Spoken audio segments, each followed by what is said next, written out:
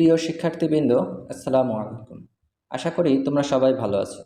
আজকে আমরা আলোচনা করব নবম শ্রেণীর গণিত বইয়ের তৃতীয় অধ্যায় লগারিদমের ধারণা ও প্রয়োগ থেকে। আজকের আমাদের বিষয়টি হলো সর্বপ্রথমে লগারিদমের মান নির্ণয়ে ডিভাইসের ব্যবহার। তার মানে লগারিদমের মানটা বের করার জন্য আমরা বিভিন্ন ধরনের ডিভাইস, যেমন ক্যালকুলেটর, মোবাইল অথবা কম্পিউটার, যে কোনো একটা ডিভাইসের সাহায্যে আমরা কিভাবে তার সূক্ষ্ম মানটাকে বের করতে পারি। এটা বের করার জন্য আমরা কিভাবে বের করি? সর্বপ্রথম বের করার জন্য আমাদের যে বিষয়টা রয়েছে লগারিদম, এই লগারিদম ফাংশনটাকে আমরা লগ পাবো। আমরা ক্যালকুলেটরের মাধ্যমে লগারিদমের ওইখানে লগ রয়েছে এবং তার সাহায্যে আমরা কি করতে পারি, মানটা বসে আমরা ক্যালকুলেট করতে পারি। এবং লগারিদম থেকে আমাদের কি কাজ করতে হবে, সূচকে প্রকাশ করার পরে তার মানগুলো কি সমান আছে কিনা, সমতাকরণ কতটুকু কাছাকাছি রয়েছে সেই মানটা আমরা পরীক্ষা করে দেখতে হবে। প্রথম আমাদের বিষয়টা রয়েছে। তাহলে এই বিষয়টার জন্য আমাদের কি কাজ রয়েছে, আমাদের একটা জোড়ায় কাজ রয়েছে এবং তোমাদের কি করতে বলছে, মাথা খাটাইতে বলছে, মানে ডিভাইসের সাহায্যে ব্যবহার করতে হবে। যেমন আমাদের বলে দেওয়া আছে, যে কোনো ডিভাইস ব্যবহার করে নিচের ছক 3.3 পূরণ করো। কয়েকটি করে দেওয়া হলো, দশমিকের পরে 5 ঘর পর্যন্ত নাও। তার মানে তোমাকে যে মানটা আসবে এটা বলে দেওয়া আছে, দশমিকের পরে 5 ঘর পর্যন্ত। যেমন প্রথম যেটা করে দেওয়া আছে log 2/3, এটাকে যদি ক্যালকুলেশন করা হয়, ক্যালকুলেটর, আমাদের ক্যালকুলেটর তোমাকে সায়েন্টিফিক ক্যালকুলেটর হতে পারে, নর্মাল ক্যালকুলেটর হতে পারে, ল্যাপটপ হতে পারে, বা কম্পিউটার হতে পারে, বা মোবাইল হতে পারে, যে কোনো একটা যন্ত্রের সাহায্যে এই মানগুলো তোমরা বের করবে। তো বের করার জন্য আমাদের ক্যালকুলেটর এগুলো দেওয়া আছে। তার মানে এটা যেমন ধরো মানটা দেওয়া আছে, এটা যদি ক্যালকুলেট করা হয় তার একটা মান পাওয়া যায়। এখন এটাকে কি করা হয়, সূচকের মাধ্যমে প্রকাশ করা। তো এটা জানি আমরা, লগারিদম থেকে সূচকে প্রকাশ করলে যা হয়, আমাদের কি হয়, এই ভিত্তির পাওয়ার চলে যায়, এই যে আমরা মানটা পাই এটা চলে যায় ভিত্তির পাওয়ার, এবং সমতা, এই যে থ্রিটা পাওয়া গেছে, এই থ্রিটা প্রায় সমান রয়েছে। এখন এভাবে প্রত্যেকটা যদি ক্যালকুলেট করা হয় তাহলে তাদের কি পাওয়া যাবে, একটা করে মান পাওয়া যাবে। এবং সূচকের পাওয়ার, আমরা যে কোনো ক্যালকুলেটর সূচকের পাওয়ার করলে একটা মান পাওয়া যাবে প্রায় তার কাছাকাছি। এই মানটাকে তোমাদের বের করতে হবে। তো তোমরা আশা করি এটা পারবা। এবার আসি লগারিদমের ব্যবহার। তাহলে লগারিদমে আমাদের গুরুত্বপূর্ণ যে বিষয়গুলো রয়েছে, লগারিদমের ব্যবহার। বাস্তব জীবনে লগারিদমের অনেক ব্যবহার রয়েছে। মূলত বাস্তব জীবনে কী কী হতে পারে, ধরো চক্রবৃদ্ধি মুনাফার ক্ষেত্রে বা মুনাফা অর্জনের ক্ষেত্রে কি পরিমাণ আমাদের ব্যবসার লাভ হচ্ছে বা লস হচ্ছে, ভূমিকম্প নির্ণয়, ভূমিকম্পের মাত্রা নির্ণয়ের ক্ষেত্রে আমরা কি করতে পারি, এই সূচকীয় ফাংশনের ক্ষেত্রে লগারিদমটাকে ব্যবহার করতে পারি। এবং লগারিদম ব্যবহার করে খুব সূক্ষ্মভাবে আমরা এই মানগুলোকে নির্ণয় করতে পারি। তাই মানটা নির্ণয়ের ক্ষেত্রে সর্বপ্রথম আমাদের যে টপিকসটা রয়েছে, চক্রবৃদ্ধি মুনাফায় লগারিদম। তো চক্রবৃদ্ধি মুনাফায় লগারিদম, তাহলে চক্রবৃদ্ধি মুনাফা মানে চক্রবৃদ্ধি মুনাফাটাকে তোমাদের প্রতিনিয়ত তোমাকে কি হারে বৃদ্ধি পাচ্ছে। তোমার একটা মূলধন থাকে, তার উপর একটা নির্দিষ্ট পরিমাণ ইন্টারেস্ট থাকে, সেই ইন্টারেস্ট হারে কতটুকু পরিমাণ বৃদ্ধি পেল এবং সর্বশেষ মুনাফা এবং আসল সহ কতটুকু হলো, এটা হলো চক্রবৃদ্ধি মুনাফা। আমরা পাচ্ছি চক্রাকারে মুনাফা আমরা পাবো, সেই মুনাফা কত টাকা আসবে এটা আমাকে নির্ণয় করতে হবে। তো মুনাফা, চক্রবৃদ্ধি মুনাফা নির্ণয়ের সূত্রটা আমরা একটু দেখে নেব। এই সূত্রটাকে অবশ্যই তোমাদের মুখস্থ রাখতে হবে। সূত্রটি হলো a = p × 1 + r whole to the power n। এখানে আমাদের অষ্টম শ্রেণীতে আমাদের সূত্রটা এখানে একটু পরিবর্তন ছিল, হয়তো আমাদের এখানে c ছিল, হলো এখানে এর পরিবর্তে ছিল c দেওয়া ছিল, c = p × 1 + r whole to the power n। এটা ছিল আমাদের অষ্টম শ্রেণীর সূত্র। শুধু আমাদের এখানে পরিবর্তনটা সির যে পরিবর্তে এনে আসছে। তো এই আর বাদ বাকি সব কিছু জিনিসই একই, শুধু প্রতীকটা আমাদের ব্যতিক্রম করে দেওয়া আছে। সর্বপ্রথম তাহলে আমাকে কোনো একটা চক্রবৃদ্ধি মুনাফা অর্জন করতে হলে আমাকে অবশ্যই মূলধন প্রয়োজন পড়ে। তাহলে প্রাথমিকভাবে তোমাকে নির্দিষ্ট একটা মূলধন ছিল, সেই মূলধনকে পি দ্বারা প্রকাশ করা হয়। পি হলো কি প্রাথমিক মূলধন বা প্রারম্ভিক মূলধন, এবং সেই মূলধনের উপর কি হয়, লাভ হয়, চক্রবৃদ্ধি আকারে লাভ হয়। তাহলে এই হলো কি চক্রবৃদ্ধি মূলধন, যেখানে লাভ এবং কি আছে, মানে আসল এবং লাভ উভয়টাই রয়েছে। এবং আর কি হারে এই টাকাটা সুদ বা হার ছিল, কি হারে টাকাটা লাগানো ছিল, বা কি হারে এই টাকাটা ইন্টারেস্ট দিতে হয়েছে সেই হারটা, নির্দিষ্ট পরিমাণ হারটাকে চক্রবৃদ্ধি মুনাফার হার। এন হলো সময়, কোন একটা সময় এই যে টাকাটা আমরা একটা নির্দিষ্ট সময় যে ইন্টারেস্টটা পাবো বা ইন্টারেস্টটা দিতে হবে, এটা কতটা সময়ব্যাপী আমাদের দিতে হবে, কতটা সময় ধরে দিতে হবে, এটা হলো সেই সময়টা বা সময়টা হলো এন দ্বারা প্রকাশ করা হচ্ছে। তাহলে এটা রয়েছে আমাদের সূত্র। এখন আমাদের চলে যায় একটা গাণিতিক সমস্যা সমাধানে। সর্বপ্রথম রয়েছে 8% চক্রবৃদ্ধি মুনাফা হারে চক্রবৃদ্ধি মূলধন কত বছরে দ্বিগুণ হবে। খেয়াল করো 8%, তাহলে 8% এখানে যদি আমরা সর্বপ্রথম খেয়াল করো 8%, 8%টা কি মূলত হার। হারকে আমরা কি দ্বারা প্রকাশ করি? আর দ্বারা। তাহলে আর মানে কি 8%, 8% মানে আমরা তাকে পার্সেন্ট মানে কত 8/100। তাহলে 8/100 যদি আমরা ক্যালকুলেট করি কি পাওয়া যাবে? 0.08। সর্বপ্রথম কথাটা আমরা পেলাম। এবার আসি চক্রবৃদ্ধি মুনাফা হারে। তাহলে চক্রবৃদ্ধি মুনাফা হতে হলে আমাকে অবশ্যই কি রয়েছে? একটা মূলধন রয়েছে। তাহলে মূলধন কত? প্রাথমিকভাবে আমার মূলধন কত ছিল? যেহেতু কোনো কিছু দেওয়া নাই, তাই আমরা ধরে নিলাম কি যে প্রাথমিক বা প্রারম্ভিক মূলধন কত? পি। এবার আমাকে বলছিল যে চক্রবৃদ্ধি মূলধন কত বছরে, কত বছর আমরা কি জানি কত বছর? তার মানে আমরা কি করে নিলাম? তার সময়কে ধরে নিলাম, যে ধরে নিলাম সময় কত বছর, আমাদের সময় আমাদের জানা নাই। তাহলে সময় সমান সমান কত? সময়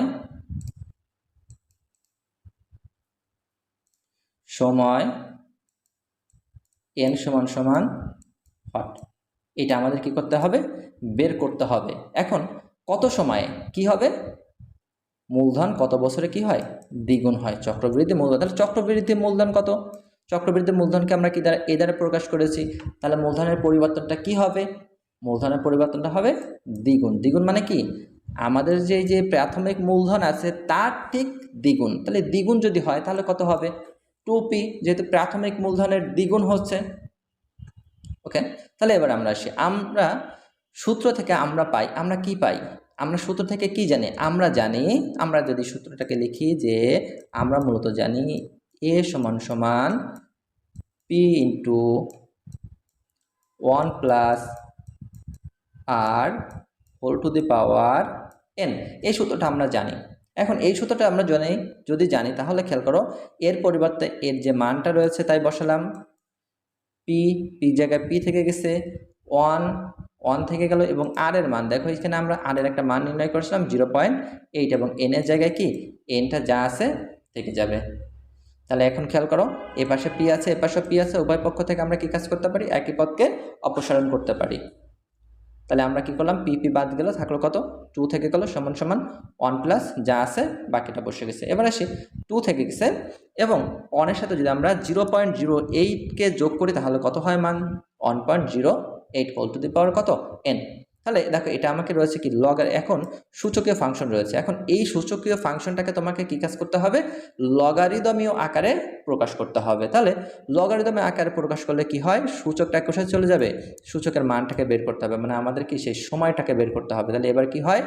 এবং কি আসে? Log function. তাহলে আমরা লগে চলে গেলাম, এবং এটা কোথায় চলে যায়? এটা চলে যায় ভিত্তিতে, আর এটা যায় কি আমাদের আর্গুমেন্টের যেটা ছিল।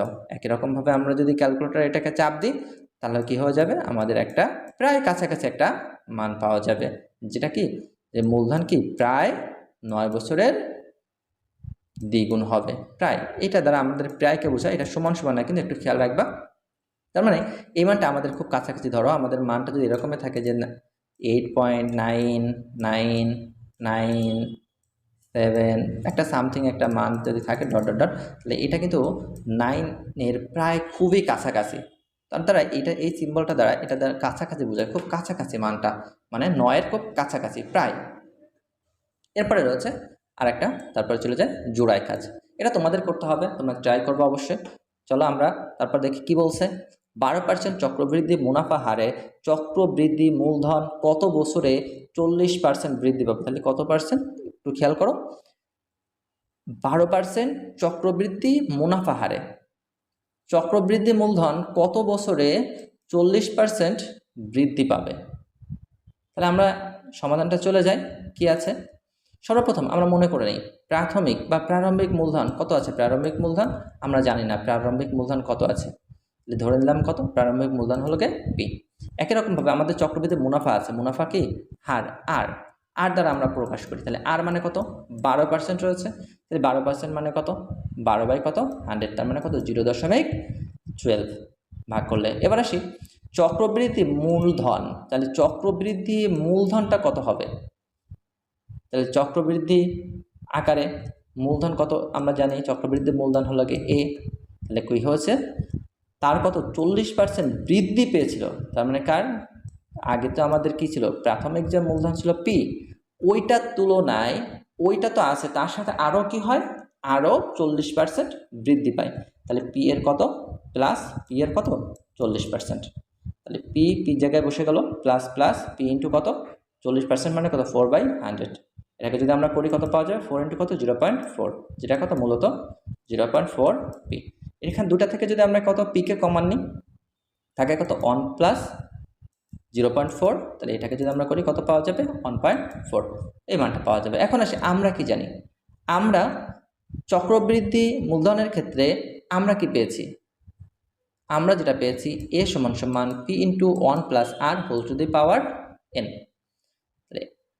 এই যে যেটা আমরা পেয়েছি সূত্রটা এখানে যা যা জায়গা তার মান বসে দিই, এখানে এটা পেয়েছিলাম এর পরিবর্তে এর যে মানটা পেয়েছি কত পেয়েছি পি ইন্টু 1.4, তাহলে পি অফ কত 1.4 পেয়েছি, পির জায়গায় পি বসে গেল অনের জায়গায়, এবং আর আমাদের যে পার্সেন্ট হারটা পেয়েছিলাম 0.12 হোল টু দি পাওয়ার কত এন। আগের মতন আমাদের কত এখানেও পি আছে এখানেও পি আছে, উভয় পক্ষ থেকে একই পদকে আমরা কি করলাম বাদ দিয়ে দিলাম, অবশ্যই থাকলো 1.4 সমান সমান 1.12 whole to the power N.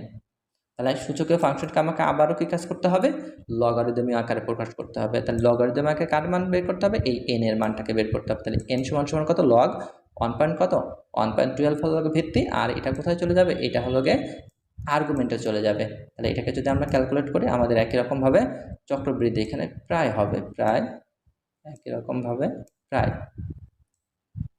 তাহলে সুতরাং চক্রবৃদ্ধির মূলধন কত প্রায় 3 বছরে কত হবে 3 বছরে 40% বৃদ্ধি পাবে। ওকে, আশা করি তোমরা সবাই বুঝতে পেরেছ।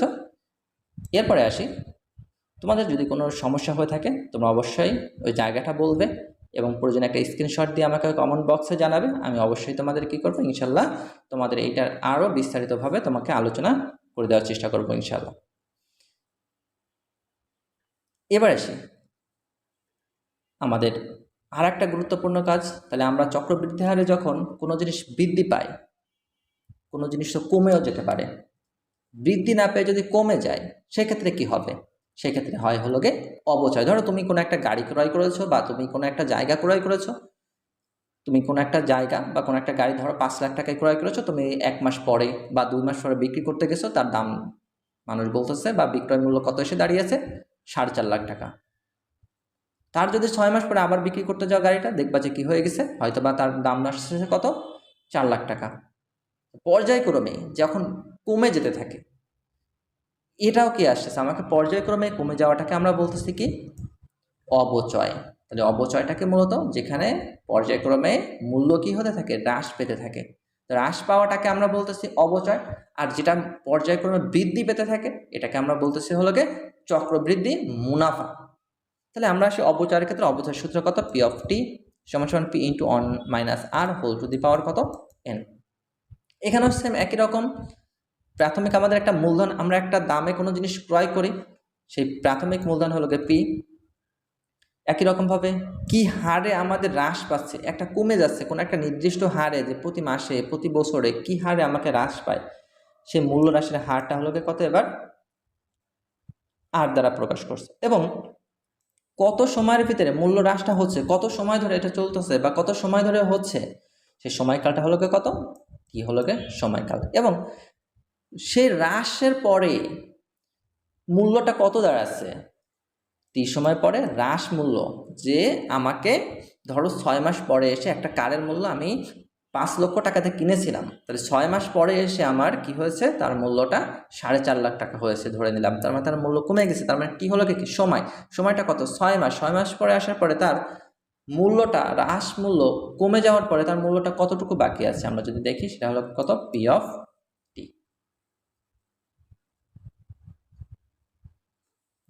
কতটুকু কমে যাচ্ছে, তাহলে আমরা এটাকে অবচয় বলতেছি। কমে যাওয়াটাকে। এবার আসি আমাদের একটা গাড়ির মূল্যের অবচয় যদি আসে, আমাদের এখানে একটা গাণিতিক প্রবলেম রয়েছে। বার্ষিক 4% মূল্য হ্রাস হারে কত সময়ে কোনো একটি গাড়ির মূল্য হ্রাস পেয়ে অর্ধেক হয়ে যাবে? আমরা সর্বপ্রথম কি বার্ষিক 4% হার, তাহলে হারকে আমরা কি দ্বারা প্রকাশ করেছি? আর দ্বারা। আর সমান সমান কত? 4%। 4 মানে কত? 1/100, তার মানে কত? 0.04। এবার হচ্ছে মূল্য হ্রাস হারে কত সময়, তাহলে কত সময় আমরা কি জানি কত সময়? তাহলে আমরা ধরে নিলাম কত, যে সেই সময়টা কত? টি সময় পরে গাড়িটির মূল্য কি হয়ে যাবে? হ্রাস পেয়ে অর্ধেক হয়ে যায়। সেই সময়টা কত আমরা ধরে নিলাম? টি সময়। আমরা জানি না কত সময়, সময়টাকে আমরা ধরে নিলাম সেই টি সময় পরে। কোন একটা গাড়ির মূল্য হ্রাস পেয়ে কি হয়ে যায়? অর্ধেক হয়ে যায়। তাহলে অর্ধেক হয়ে যাওয়া মানে কত? আমাকে একটা প্রাথমিক মূল্য ছিল গাড়ির, তাহলে গাড়ির যেহেতু প্রাথমিক মূল্যটা দেওয়া নাই, আমরা মনে করে নিলাম বা ধরে নিলাম গাড়ির প্রাথমিক বা প্রারম্ভিক মূলধন কত? পি। যদি প্রারম্ভিক মূলধন পি হয়, তাহলে আমাদের টি সময় পরে গাড়ির মূল্যটা কত থাকবে? তার অর্ধেক হয়ে গেছে। তার মানে কি হয়ে গেল? অর্ধেক মানে কত? আমাকে মূলধন ছিল কত? পি। তাহলে কি করলাম? 2 দ্বারা ভাগ করে দিলে আমাদের কি পাওয়া যাবে? তার অর্ধেক পরিমাণটা পাওয়া যাবে। তাহলে আমরা কি জানি? আমরা জানি আমাদের অবচয় সূত্র থেকে আমরা একটা সূত্র জানি, সেটা কত? পি অফ টি সমান সমান P into 1 minus r whole to the power কত? এন। এটা আমরা জানি সূত্র থেকে। এখন যখন আমরা সূত্র জানি, দেখো এটার একটা আমরা মান পেয়েছি। মানটা কত পেয়েছি? p/2। তাই মানটা বসিয়ে দিলাম সমান সমান পি থেকে গেছে 1 মাইনাস কত? আর এর একটা আমরা হার পেয়েছিলাম 0.04, তাই বসিয়ে দিলাম পাওয়ার কত? Whole to the power T.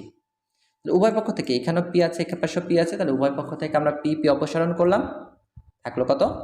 Half সমান সমান কত? 1 মাইনাস 0.04। এখন এটাকে যদি আমি বিয়োগ করি, দেখো বিয়োগ করলে আমাদের একটা মান থাকবে 0.96 হোল টু দি পাওয়ার টি। এখন তাহলে এইটা সমান সমান আমাদের কি থাকলে? একই রকমভাবে একটা সূচকীয় ফাংশন, তাহলে সূচকীয় ফাংশনটাকে আমাকে কিসে প্রকাশ করতে হবে? লগারিদমীয় আকারে প্রকাশ করতে হবে। লগারিদম থেকে আমাকে কাকে বের করতে হবে? আমাদের এই যে টিটাকে বের করতে হবে। তাহলে টিকে যদি বের করতে হবে, তাহলে টি সমান সমান লগ চলে আসলো, এবং এই মানটা কি কোথায় চলে যায়? ভিত্তিতে চলে যায়। আর এই যে হাফটা আছে, হাফ মানে আমরা কত বলতে পারি? 0.5। এটা একটু চলে যাবে আর্গুমেন্টে। তো দেওয়ার পরে আমাদের কি পাওয়া যাবে? আমাদের একটা ক্যালকুলেটর যদি চাপ দেওয়া হয়, তাহলে অবশ্যই কি পাওয়া যাবে? 17 পাওয়া যাবে। সুতরাং কত? প্রায় কত বছরে? প্রায় 17 বছরে গাড়ির মূল্য কি হবে? হ্রাস পেয়ে অর্ধেক হয়ে যায়। এটা হলো আমাদের কি আছে? অবচয়। মানে কি? সবসময় মনে রাখবা, যেটা কমে যায় এটা অবচয়, যেটা হ্রাস পাচ্ছে, বৃদ্ধি পাচ্ছে, সেটা হলো গিয়ে মুনাফা বা চক্রবৃদ্ধি মুনাফা হারে। এরপরে আছে আরেকটা, মাথা খাটাও, জোড়ায় কাজ, কারখানার যন্ত্রপাতির আয়ুষ্কাল। কোনো একটি কারখানায় যন্ত্রপাতির মূল্য 5 বছরে অর্ধেক হলে কত বছরে কি হবে? 60% হ্রাস পায়। এখানেও কিসে? অবচয় সূত্রটাকে আমাকে ব্যবহার করতে বলছে। 5 বছরে কি হচ্ছে? অর্ধেক হয়ে গেলে। কারখানার যে যন্ত্রপাতি প্রাথমিকভাবে কেনা হয়েছিল, সেই যন্ত্রপাতিটা কি হয়? 5 বছরে তা অর্ধেক হলো। তাহলে অর্ধেক হওয়া মানে কত? 50% হয়ে গেল। তাহলে 60% হলে কত বছরে 60% মূল্য হ্রাস পাবে? তাহলে 5 বছরে অর্ধেক হয়েছে, কত বছরে 60% হ্রাস পাবে? এটা তোমরা ভাববা, তোমরা চিন্তা করো। তোমরা চিন্তা করার পরে ট্রাই করো, চেষ্টা করো। আমি সামনের ক্লাসে অবশ্যই, যদি তোমরা আমার সাথে মিলায় নিবে, আর যদি পারো তাহলে অবশ্যই আমাকে কমেন্ট বক্সে পাঠিয়ে দিবে। আমি অবশ্যই দেখে তোমাদের কি করে দেব। যদি কোনো সমস্যা থাকে, যদি কোনো প্রবলেম থাকে, তাহলে আমি অবশ্যই তোমাদের এটা জানিয়ে দেব। তাহলে আজকে এ পর্যন্তই। আমাদের চ্যানেলটি যদি তোমাদের ভালো লেগে থাকে, তাহলে অবশ্যই সাবস্ক্রাইব করবে। তোমাদের সুস্থতা কামনা করে শেষ করছি। আসসালামু আলাইকুম।